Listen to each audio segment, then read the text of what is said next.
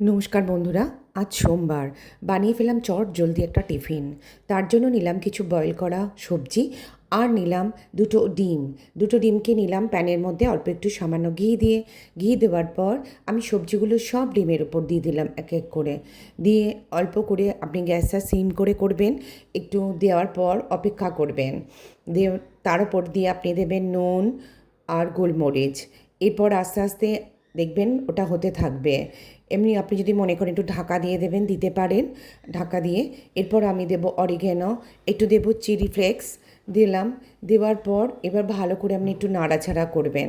জিনিসটা আমি একেবারে নাড়াচাড়া করে একদম ডিমটাকে মিশিয়ে দিয়েছি। খেতেও ভীষণ টেস্টি, একটু ওপর থেকে মিষ্টিও দিতে পারেন। দিলাম, খেতে খুব ভালো, ছোট বড় সকলের টিফিনের জন্য খুবই পুষ্টিকর। সবজিগুলো বাচ্চাদের পেটে যাবে আর খেতেও ভীষণ ভালো হয়। তো এর উপর দিয়ে ধনেপাতা কুচি দিতে পারেন, যারা সস খায় সস দিতে পারেন। কেমন হলো বন্ধুরা জানাবেন তাহলে।